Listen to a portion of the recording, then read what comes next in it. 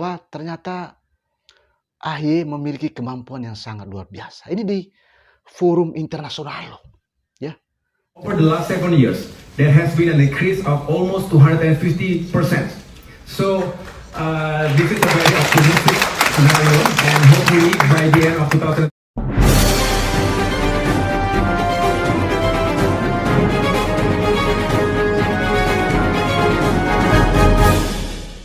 Halo guys, Agus Harimurti Yudhoyono atau yang biasa dipanggil Ahy itu, yang saat ini menjabat sebagai Menteri Agraria, membuat satu ruangan melongo, ya. Bahkan boleh dibilang seperti menghipnotis ya.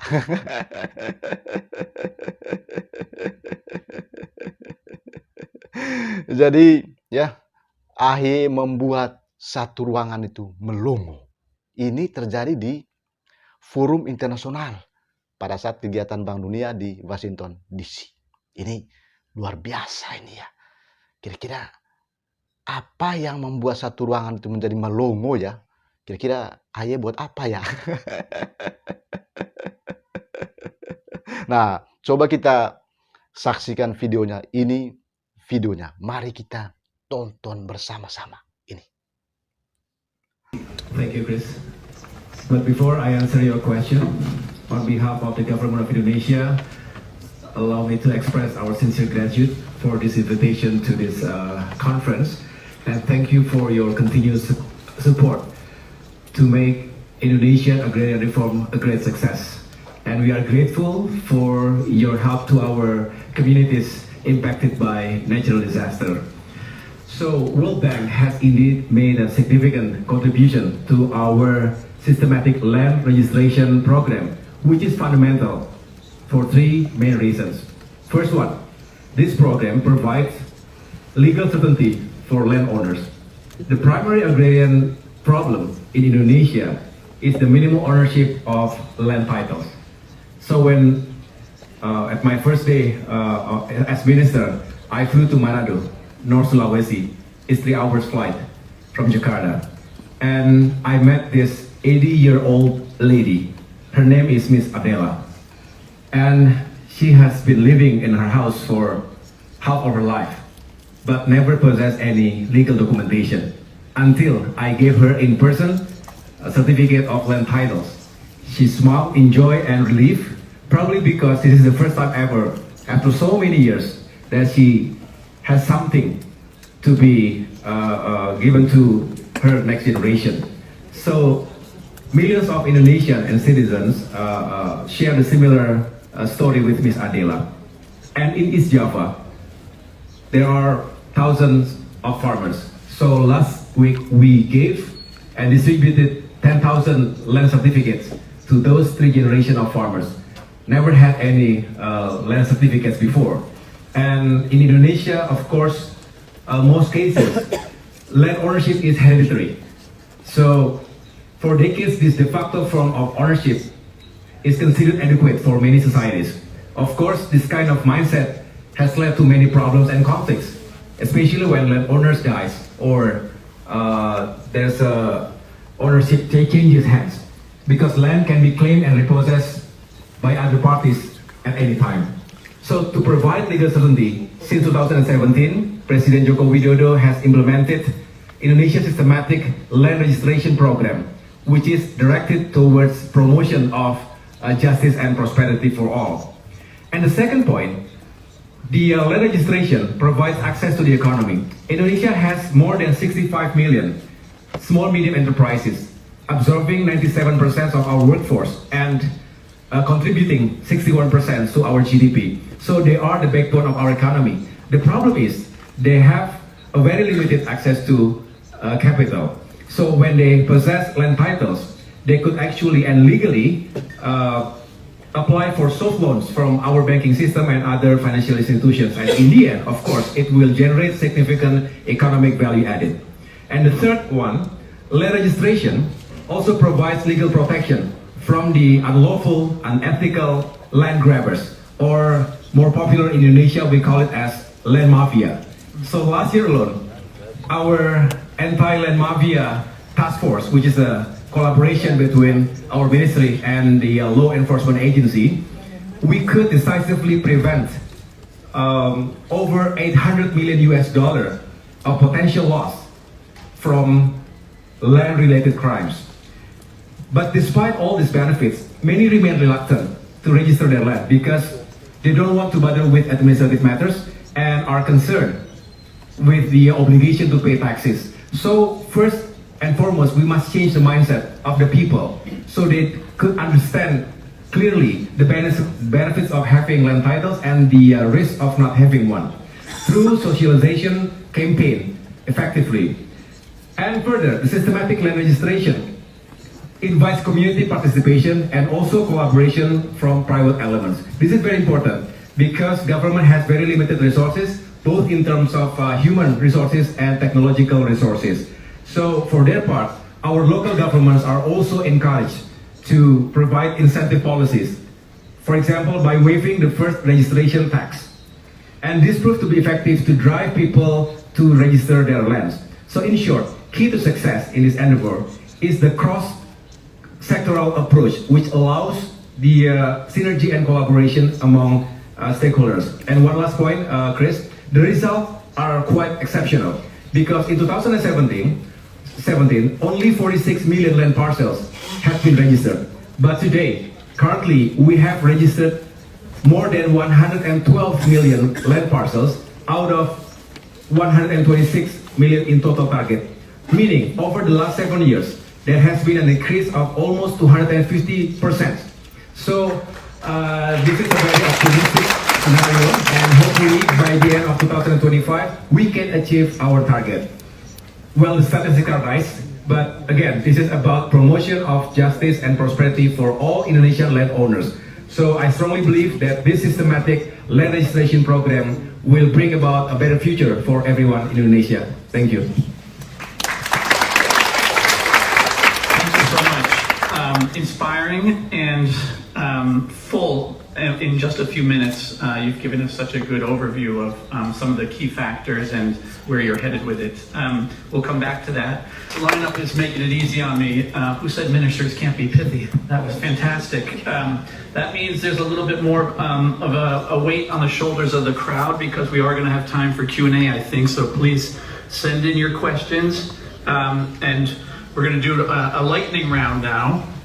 And since we have a little time, though, I want to take us a little bit off script and just imagine yourself wandering the halls of the World Bank today or tomorrow and you bump into a minister from another country and the minister says, okay, we heard the talk, but what's the secret sauce? What really made it work for you? What's the innovation that we should be thinking of? There's got to be something that we could use for our own country to learn from your lessons. So I want to go down the row with that in mind, and I'm going to start with you, Mr. Yudhoyono. Thank you. Thank you, Chris. There are 3 key success factors that contribute to the achievement of our systematic land registration. First, it's the leadership and management. At the end of the day, it's all about effective transformational leadership that is capable of translating vision into strategy into action by capitalizing all national resources. This is especially important given our country's size and complexity, politically, socially, and economically. With more than 17,000 islands, Indonesia is the largest archipelago. And with more than 275 million people, we are the 4th most populous country in the world. We are also a very diverse nation, a vibrant democracy.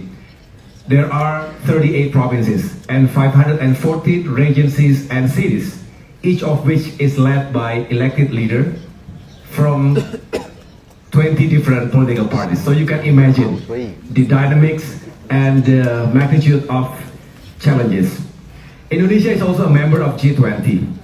Our middle class is growing, but we must work very hard to uplift our brothers and sisters who are at the bottom 40%, so we can all escape from the middle income trap.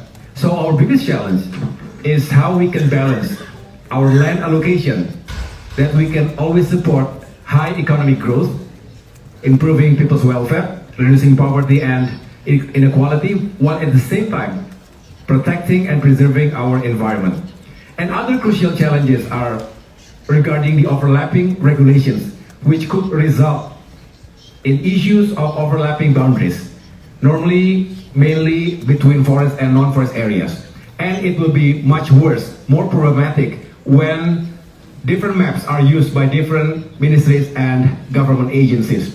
So prolonged conflicts may arise between landowners, be it individual citizen or corporation or the state itself. So leadership is key to effective coordination and synchronization among stakeholders, ministries and local governments to resolve those pressing issues. So by referring to the integrated regulations and one map policy. Since the beginning, our President Joko Widodo, has been demonstrating his strong political power, followed by leadership in action to push his administration to achieve ambitious goals. And his commitment has also inspired our local governments to take part and contribute. And also with meaningful support from the Parliament, we could together produce solid and sound regulatory instruments and budget allocations to accelerate this program. So again, collaboration for the second factor. I would like to highlight that the second factor of this success is people's participation and collaboration. Because we have limited number of land surveyors, our ministry involves private sectors who must comply with our professional standard. And this partnership has enabled us to conduct wide-scale land survey. And as for land data collection, it is achieved mainly through bottom-up community participation and in collaboration with chiefs of villages and local informal leaders. Of course, they all have been trained for this project. Some communities that practice customary law are remain reluctant to register their land because they fear that they will lose authority or rights of their native land to the state. So to overcome this issue, we must approach them respectfully and in accordance with local wisdom and culture. So far, we have issued communal titles for indigenous people in West Sumatra, in Papua, and other regions. This policy brings legal certainty, economic opportunity, as well as environmental sustainability for the communities. And last factor, the third one, the adaptive approach to new challenges and opportunities. Our government is currently focusing on digital transformation in all aspects of bureaucracy and public administration, which include the implementation of electronic certificate. The process will be much faster, more efficient, more transparent, and safer for everyone. So we are targeting 104 cities and regencies to have implemented the electronic services by the end of 2024. We are also modernizing our hardware and software to catch up with the latest technological development. However, new technology requires new competencies and skill sets. Therefore, we have to continuously improve our professional and education system, which include to upgrade the quality and the productivity of our human capital. And finally, on climate action, we are currently reviewing and improving our land and spatial regulations to allow effective implementation of carbon trading. Not only such initiative will be able to mitigate climate crisis, but also it will bring economic benefits to all parties involved. Jobs will be created, new economic opportunities will be unlocked. So it will contribute to the realization of sustainable economic growth with equity, not only for Indonesia, but hopefully we can contribute to the world. Thank you. Thank you so much. We still have a little time, and I've gotten some other questions from the audience, and so I want to address it to our two ministers. One question to our minister from Indonesia and from Colombia. There can sometimes be a tension when you are working with traditional authorities. Iya, boleh dong kita katakan ini top of the top ya. Luar biasa. Jadi, saya sengaja menghadirkan video ini karena selama ini kan ada juga pihak-pihak yang ya pesimis dengan kemampuan seorang AHY ya. Jadi ada nada-nada minor terhadap AHY. saya sengaja ya menampilkan video ini supaya kita sebagai warga bangsa juga ya membuka mata bahwa ternyata Ahy memiliki kemampuan yang sangat luar biasa. Ini di forum internasional ya. Jadi kemampuan penyampaian materi ya, kemampuan bahasa Inggrisnya juga Ahy itu sungguh sangat luar biasa. Artinya sebagai warga bangsa kita tentu berbangga. Jadi kalau ada warga bangsa, anak bangsa ya kan yang tampil di tingkat internasional dan membawa nama baik Indonesia, kenapa kita tidak mendukung? Artinya terlepas dari kita ada sentimen-sentimen kelompok, sentimen-sentimen pribadi dalam diri kita masing-masing. Tapi yang paling penting adalah kita turut berbangga kalau ada anak bangsa, ada warga Indonesia yang tampil memukau di tingkat internasional. Jadi video ini betul-betul ya tidak untuk membandingkan satu dengan yang lain, tapi betul-betul untuk pembelajaran kita bersama. Sampai jumpa.